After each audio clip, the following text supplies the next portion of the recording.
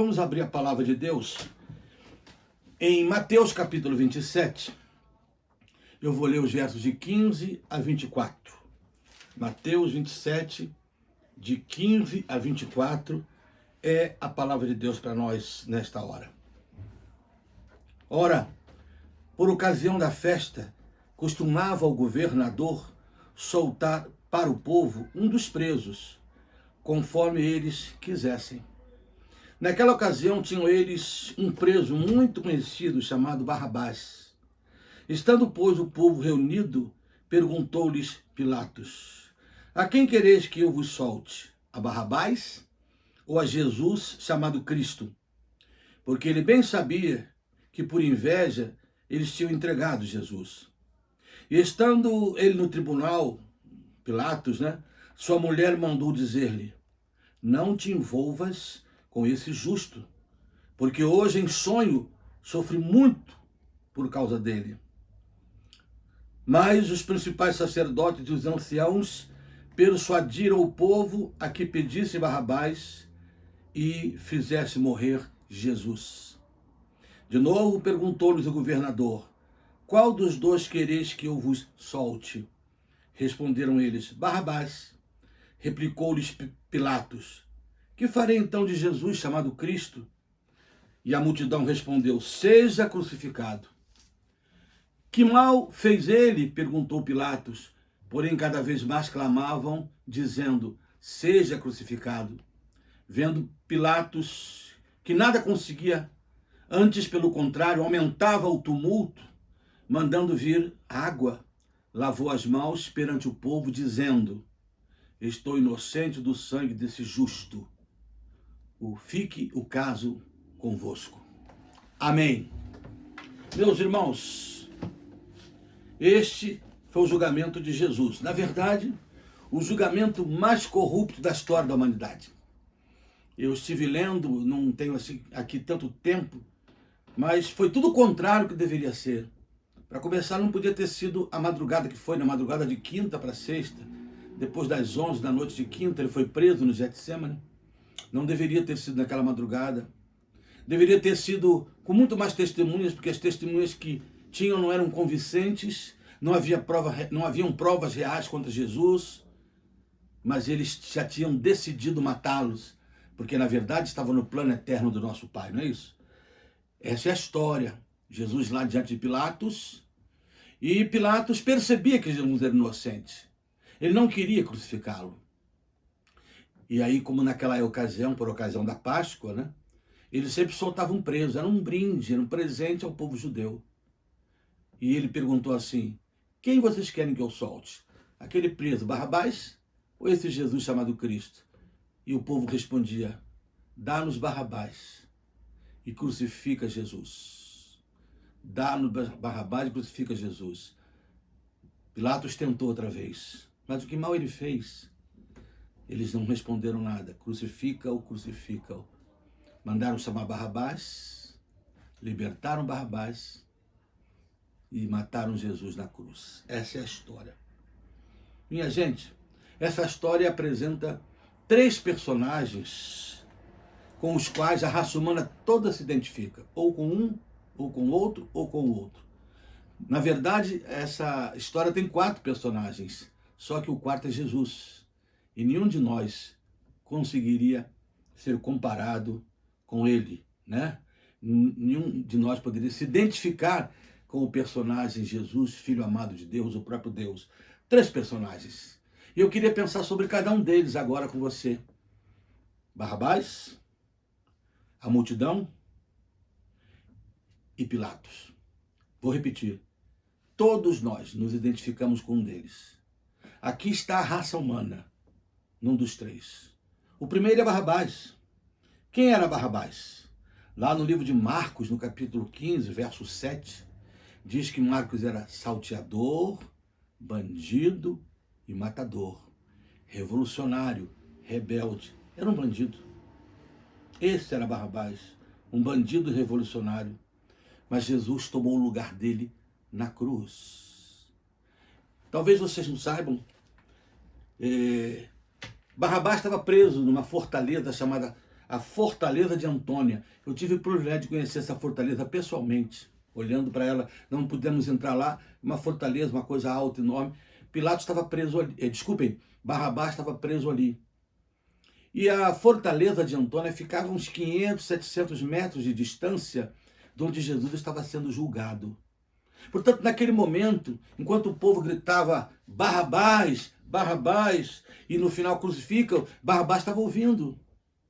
E eu imagino que quando Pilatos falava que era baixinho, ele não ouvia. Mas quando Pilatos gritava o que fazer, quem eu solto? Barrabás, mas ele não sabia que era para soltar.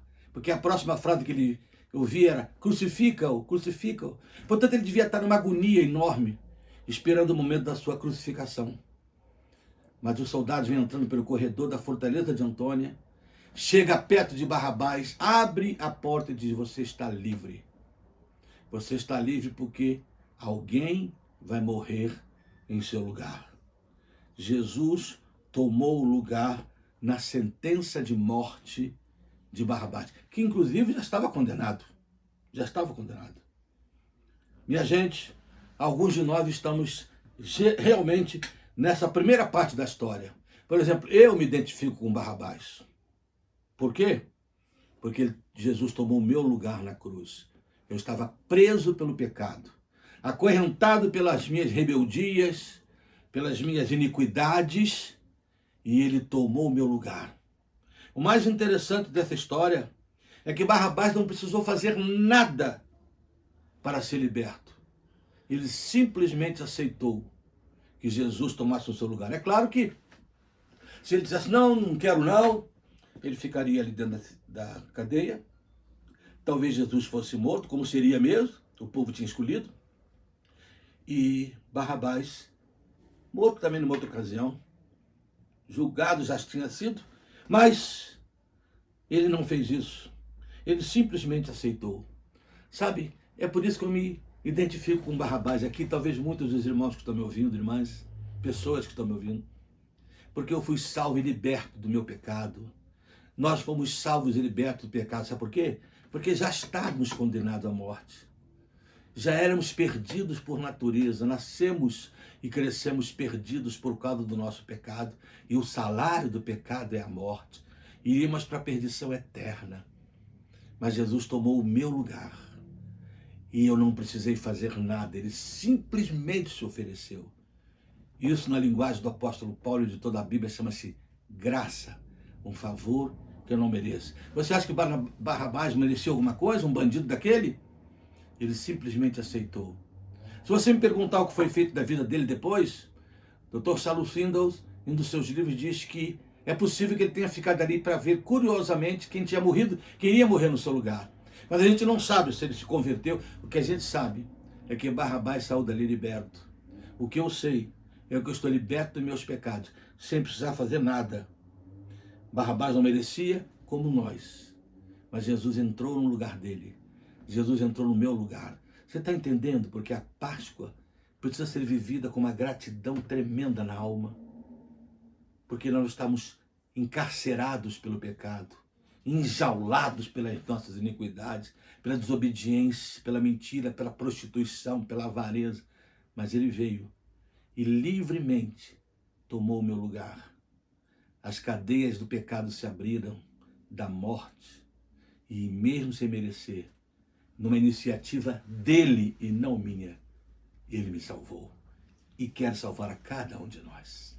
O primeiro personagem, eu me identifico com ele. E você, que foi liberto quando não merecia, de uma iniciativa absolutamente única de Jesus. Mas o segundo personagem é a multidão. Você viu o texto que eu li? A multidão gritava frenética: liberta a Barrabás, crucifica Jesus, crucifica Jesus, crucifica Jesus. O mais engraçado que eu acho dessa multidão tão furiosa, sendo cada vez mais estimulada pelas autoridades judaicas religiosas para que pedissem Barrabás, o que eu acho mais interessante e ao mesmo tempo frustrante é se eu voltar lá no capítulo 21 de Mateus, versos de 8 a 11, eu encontro Mateus 21, essa mesma multidão ovacionando Jesus, essa mesma multidão dando boas-vindas a Jesus. No capítulo 21, permita que eu leia para os irmãos que estão aí em suas casas, 21, de 8 a 11. É uma coisa extraordinária, porque o texto diz assim: e a maior parte da multidão estendeu as suas vestes pelo caminho, e outros cortavam ramos de árvores, espalhando-as pela estrada. E as multidões, tanto as que precediam como as que seguiam à frente, clamavam a Jesus, dizendo: Hosana ao filho de Davi, Hosana e bendito o que vem em nome do Senhor, Hosana nas maiores alturas. E entrando ele em Jerusalém, toda a cidade se alvoroçou e perguntavam: quem é este? E as multidões clamavam: este é o profeta Jesus de Nazaré, da Galileia. Vocês estão percebendo? Essa multidão, quando ele entrou em Jerusalém, o ovacionava. Mas daqui a pouco a mesma multidão que elogiava, que aclamava Jesus, dava as boas-vindas a ele, agora quer que crucifiquem o Senhor. Eu olho para isso e vejo que ainda há muitos, graças a Deus eu não estou mais nessa multidão, mas muitos ainda se identificam com ela. Como assim, pastor? Pessoas que no momento falam bem de Jesus, parece até que são pessoas de Jesus, que passaram para o lado dele, que se converteram, mas a primeira oportunidade que tem o rejeita e perde Barrabás. Barrabás significa aqui o pecado, a rebeldia, a violência, a morte, a iniquidade. Muitos fazem isso, muitos estão assim, ainda do lado dele. Hoje as pessoas escolhem na sua vida muito o lado dessa rebeldia, dessa desobediência. O verso 23, falando sobre essa multidão que escolheu Barrabás, que não quis Jesus. O verso 23 diz que Pilatos, no afã de tentar livrar Jesus daquele momento da morte, ele pergunta assim: mas o que ele fez? Com quem diz assim: eu não vejo, diz Pilatos em outra ocasião, mal nenhum nesse homem. A multidão continua: crucifica, o crucifica. Quando ele perguntou o que foi ele que ele fez, a multidão não respondeu nada, só disse crucifica. Sabe por quê? Porque não tinha o que responder. Ele não tinha onde que acusá-lo de verdade. Portanto, quando Jesus pergunta: o que ele fez para vocês matá-lo, crucificá-lo? A multidão não queria saber. Só dizia: crucifica-o, crucifica-o, crucifica-o. Por quê? Eles não tinham nenhum argumento. Não tinha uma palavra. A Bíblia diz: aquele que não conheceu o pecado se fez pecado por nós, para que nele fôssemos feitos justiça de Deus. É assim. Hoje, muitas pessoas admitem que Jesus é justo, que ele é salvador, não tem o que falar mal dele, mas ainda escolhem Barrabás. Muitas pessoas, se você perguntar na rua, quantas vezes na nossa igreja a gente fez trabalho de rua, aqueles enquetes, né, aquelas pesquisas, censo, e perguntava quem é Jesus, as pessoas não tinham nenhuma dificuldade de dizer: ah, ele é o Filho de Deus, ele é o Salvador. Mas durante a vida, no que concerne as suas vidas, eles optavam por Barrabás. Que Jesus saia, Barrabás fique. Eu continuo querendo droga, o cigarro, a maconha, a prostituição, a feitiçaria, a idolatria. As pessoas não têm o que falar mal de Jesus, mas muitas delas o rejeitam. A Bíblia diz: veio para os que eram seus, e os seus não receberam. Mas a todos que o recebem, a Bíblia diz que Deus lhes deu o poder de serem chamados Filho de Deus. Eu não sei se você faz parte dessa multidão, daqueles que mesmo sabendo que Jesus é o Salvador, ainda assim optam pelo outro. Ainda assim, a sua natureza pecaminosa escolhe Barrabás, escolhe o pecado. É inerente ao ser humano isso. O homem não é salvo, não é porque ele não pode ser. O homem não é salvo porque ele não quer ser. O pecado lhe tirou a vontade de querer Jesus.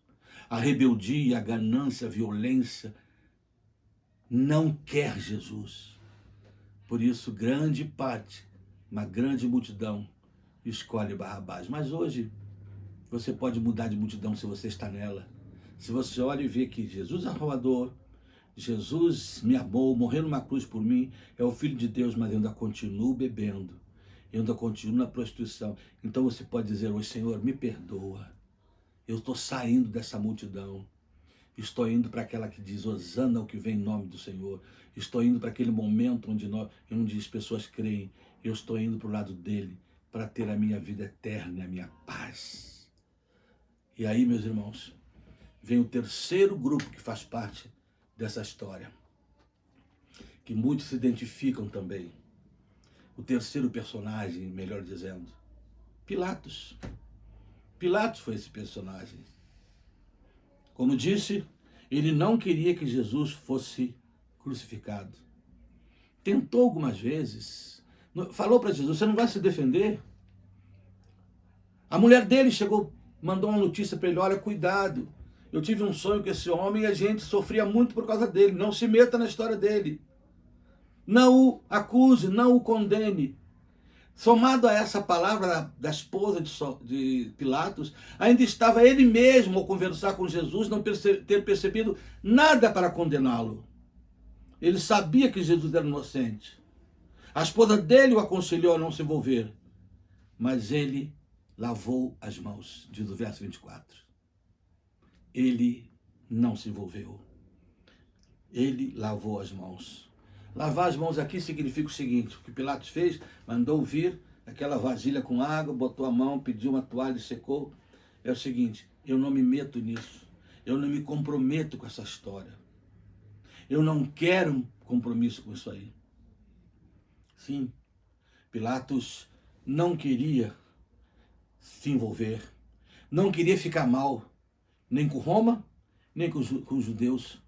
Roma, porque se ele absolve um homem que eles estavam acusando de ter dito que era rei de Israel, ele estava indo contra o Império Romano que dominava Israel, cujo rei era César Augusto. Se ele dissesse que absolvia também os judeus, e ele ia ter toda a revolta do povo judeu, a quem ele dirigia, a quem ele governava, porque o povo judeu estava o acusando da blasfêmia, segundo ele, de se dizer filho de Deus. Portanto, nem para contrariar politicamente, nem para contrariar religiosamente, Pilatos quis se envolver. Ele não quis tomar partido, ainda que sabendo de que a mulher sofreu por causa dele no sonho e de que ele mesmo sabia que ele era inocente. Ah, minha gente, você sabe como tem pessoas nessa condição. Como tem.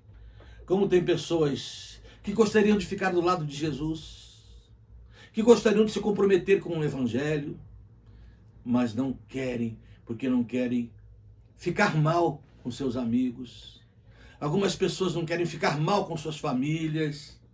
A nossa família é toda religiosa, nós já somos da religião tal, é a tradição da nossa casa, e então vão morrer, vão perecer, como a esposa de Pilatos, talvez, não só no sonho, mas na realidade, sofram muito na perdição eterna, apenas para não ficar mal. E outros jovens que não querem ficar mal com a escola, com os colegas da faculdade, da escola, os amigos. Você agora é crente, e eles com medo de ficarem mal. Muitos ainda que acreditem nisso, eles mantêm-se longe. Quantas pessoas a gente conversa e ora, e essas pessoas choram porque gostariam de ser crentes em Jesus. O Espírito Santo quer salvá-las. O Espírito Santo as chama, mas elas resistem justamente porque não querem se comprometer. E a Bíblia diz que não tem um meio caminho. Se você quiser vir após dele, você tem que renunciar tudo para segui-lo. Meu irmão, meu jovem, falo com você, jovem, adolescente, se comprometa. Não lave as mãos em relação a Jesus. Quantas pessoas fazem isso? Até mesmo das igrejas, até mesmo membros das igrejas evangélicas, eles lavam as mãos na hora de definirem se são mesmo de Jesus. Eles lavam as mãos diante dos colegas da faculdade. Os homens e mulheres lavam as mãos na hora de se comprometer diante dos amigos do trabalho, de se identificar como cristão, com os vizinhos, com a família, com o noivo, com o namorado. As pessoas não querem ficar mal. Muitas pessoas. E lavam as mãos. Pilatos pensou que podia ficar no meio. Nem para um lado, nem para o outro. Apenas fiquei neutro, lavei as mãos. Isso foi possível na vida política ali, material. Mas na vida espiritual é impossível. Todo mundo que quer ficar neutro já tomou um lado, o lado do mal. O lado do pecado. Quem não se decide por Jesus já se decidiu contra ele. Não há meio termo, não há mãos para ser lavadas. O que pode ser lavado é o nosso coração no sangue de Jesus. Não há comprometimento pela metade. Não há identificação com meio cristianismo. Ou você é ou você não é. Ninguém pode lavar as mãos quando se refere a Jesus Cristo. Ninguém pode ficar em cima do muro quando se refere a Jesus Cristo. Quando se refere a Jesus Cristo, ou você o tem ou você não o tem. Ou você o ama ou você o rejeita como a multidão. Não adianta lavar as mãos, porque você vai sofrer por causa desse ato. Porque ao fato de você lavar as mãos, você está já tomando a decisão de estar contra o Senhor Jesus. Portanto, hoje, o convite não é lavar as mãos, é abrir o coração para que Jesus lave no seu sangue. Mesmo você que é evangélico, defina-se, toma uma atitude verdadeira de se identificar. Não fique em cima do muro pensando que ali está um lugar legal. Você não faz mal aos seus colegas, não faz mal à sua família, ninguém fica zangado porque você é um evangélico light. Não. O evangelho é radical. O evangelho é para todo mundo de uma forma tremendamente radical. E é esse radicalismo de Cristo que muda o mundo, que vai poder mudar o mundo quando nós nos definimos realmente por Jesus e não lavamos as nossas mãos como uma série de cristãos que andam em cima do muro, que visitam a igreja de vez em quando, que não se compromete com nada no reino e que ninguém nem sabe que ele é de Jesus. Essa história, o mais fascinante para mim é o seguinte: o pior de todos foi o que terminou melhor a história. Qual grupo você está? Com quem você identifica-se? O pior de todos era Barrabás, bandido, violento, assassino e já condenado. Mas foi o que saiu melhor da história. Saiu perdoado ali da sua condenação e livre. Os outros, a multidão, acompanhada por vários religiosos que estavam ali, optaram pelo mal e experimentaram o mal. Pilatos, o grande governador, numa posição confortável, optou pelo mal e saiu com o mal. Não é isso? Não parece uma ironia? O que estava pior saiu melhor. Eu sou esse. Eu faço parte desse grupo. Que na sociedade eu poderia ser um dos piores. Eu me comporto e aceito o que o apóstolo Paulo disse sobre ele mesmo. Cristo Jesus veio ao mundo para salvar os pecadores, dos quais eu sou o principal. Eu sou o Barrabás da história. As cadeias se abriram não pelo meu mérito, porque Jesus quis, tomou a iniciativa, abriu a porta e me salvou. Você se identifica com qual? Não há um quarto. Não há o quarto personagem é Jesus. Nem você, nem eu podemos nos identificar com ele, porque ele é o próprio Deus feito homem.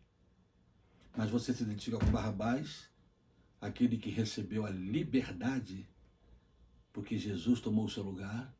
Você se identifica com uma multidão que nem sabe por quê, não tem resposta, mas quer ficar longe dele. Você se identifica com Pilatos, que no afã de não ficar mal com ninguém, tenta lavar suas mãos e acaba ficando contra Jesus. Eu fico com Pilatos, eu fico com Barrabás, e você? Pensa nisso hoje. De que lado dessa história você está? Desse terrível julgamento, desse corrupto julgamento, mas que foi o primeiro passo para o grande plano de Deus de nos salvar. Jesus tomou lugar livremente de um homem. Tu quer tomar o seu e o meu lugar? Não lave as mãos. Não seja cristão de nome. Comprometa-se com ele. E aceite-o no coração. E viva com ele, meu irmão. Que Deus te abençoe nessa noite. Amém. Nós vamos orar agora para terminar esse momento, querido. Pai, muito obrigado, Senhor, por essa preciosa lição que nos dá o julgamento do Senhor Jesus. Obrigado, Pai querido, porque eu posso me identificar com Barrabás na sua libertação. No seu momento em que as cadeias se abriram, as celas se abriram para ele, porque Jesus livremente decidiu tomar o seu lugar. Obrigado, porque qualquer pessoa que está orando comigo agora pode ter a doce experiência de ser liberto por aquele que tomou o nosso lugar na cruz e assumiu a nossa sentença de morte, para que eu e todos pudéssemos ser livres. Pai, muito obrigado por essa verdade. Livra cada um aqui de estar no meio daquela grande multidão que nem sabia o porquê, mas queria crucificá-lo. Livra-nos de Pilatos, de mesmo sabendo que ele é inocente, mesmo sabendo que ele é Deus, mesmo sabendo que ele é o Salvador, ainda para não ficar mal com ninguém, lavamos as nossas mãos e tentamos viver numa neutralidade, mas que espiritualmente é impossível.